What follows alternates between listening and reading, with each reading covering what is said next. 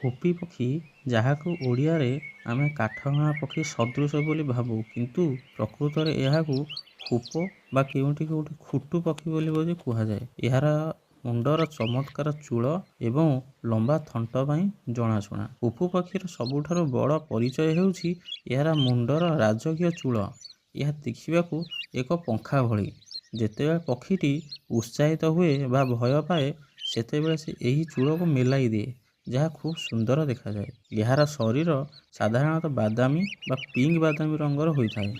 ଏହାର ଡେଣା ଏବଂ ଲାଞ୍ଜରେ କଳା ଏବଂ ଧଳା ରଙ୍ଗର ପଟି ଥାଏ, ଯାହା ଉଡ଼ିବା ସମୟରେ ବହୁତ ସ୍ପଷ୍ଟ ଦେଖାଯାଏ। ହୁପି ପକ୍ଷୀର ଥଣ୍ଟ ବହୁତ ଲମ୍ବା ଏବଂ ସରୁ।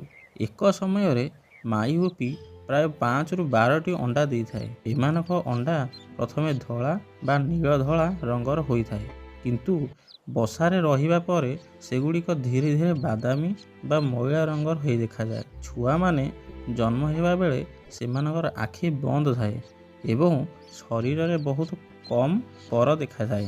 6ରୁ 10 ଦିନ ବୟସରେ ଛୁଆମାନଙ୍କ ଶରୀରରେ ପର ଆସିବା ଆରମ୍ଭ କରେ ଏବଂ ସେମାନେ ନିଜକୁ ରକ୍ଷା କରିବା ପାଇଁ ଦୁର୍ଗନ୍ଧ ବାହାର କରିବାର ଶିଖିଯାଆନ୍ତି। ପ୍ରାୟ 4 ସପ୍ତାହ ବା 1 ମାସ ବୟସ ହେବା ବେଳକୁ ଛୁଆମାନେ ସମ୍ପୂର୍ଣ୍ଣ ଭାବେ ଉଡ଼ିବା ପାଇଁ ପ୍ରସ୍ତୁତ ହୋଇଯାଆନ୍ତି ଏବଂ ବସା ଛାଡ଼ି ବାହାରକୁ ଆସନ୍ତି। ବସା ଛାଡ଼ିବା ପ୍ରାୟ 1 ସପ୍ତାହ ପର୍ଯ୍ୟନ୍ତ ବାପା ମା ସେମାନଙ୍କୁ ଖାଦ୍ୟ ଖୁଆନ୍ତି। ତାପରେ ସେମାନେ ନିଜେ ନିଜର ଖାଦ୍ୟ ଖୋଜିବା ଆରମ୍ଭ କରନ୍ତି। ହୁପି ପକ୍ଷୀମାନେ 1 ବର୍ଷ ବୟସ ହେବା ବେଳକୁ ବୟସ୍କ ହୋଇଯାଆନ୍ତି ଏବଂ ନିଜେ ଅଣ୍ଡା ଦେବା ବା ବଂଶ ବୃଦ୍ଧି କରିବା ପାଇଁ ସକ୍ଷମ ହୁଅନ୍ତି। ମାଇ ପକ୍ଷୀ ଅଣ୍ଡା ଉପରେ ବସି ପ୍ରାୟ 15ରୁ 18 ଦିନ ପର୍ଯ୍ୟନ୍ତ ଉଷୁମାଏ। ଏହି ସମୟରେ ଅଣ୍ଡିରା ପକ୍ଷୀଟି ମାଇ ପକ୍ଷୀ ପାଇଁ ଖାଦ୍ୟ ନେଇ ଆସିଥାଏ। ପ୍ରାକୃତିକ ପରିବେଶରେ ଏକ ହୁପି ପକ୍ଷୀ ସାଧାରଣତଃ 10ରୁ 12 ବର୍ଷ ପର୍ଯ୍ୟନ୍ତ ବଞ୍ଚିଥାଏ। ଏମାନେ ମୁଖ୍ୟତଃ ମାଟି ତଳେ ଥିବା ପୋକଜୋକ, ଲାର୍ଭା ଓ ପିମ୍ପୁଡ଼ି ଖାଆନ୍ତି। ସେମାନେ ନିଜ ଲମ୍ବା ଥଣ୍ଟକୁ ମାଟି ଭିତରେ ପୂରାଇ ଶିକାର ଖୋଜନ୍ତି। ଏମାନେ ଖୋଲା ପଡ଼ିଆ, ବଗିଚା ଏବଂ ଚାଷ ଜମିରେ ରହିବାକୁ ଭଲ ପାଆନ୍ତି।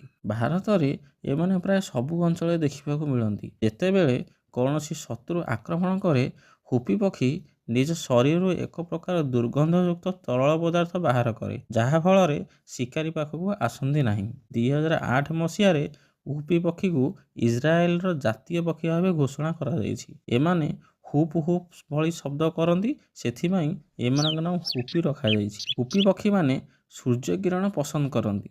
ସେମାନେ ନିଜର ଡେଣାକୁ ସମ୍ପୂର୍ଣ୍ଣ ମେଲାଇ ଦେଇ ଭୂମିରେ ଚେପ୍ଟା ହୋଇ ଶୋଇଯାଆନ୍ତି ଏବଂ ମୁଣ୍ଡକୁ ଉପରକୁ ଟେକି ରଖନ୍ତି। ଦୂରରୁ ଦେଖିଲେ ମନେ ହୁଏ ଯେପରି ପକ୍ଷୀଟି ଆହତ ହୋଇଛି।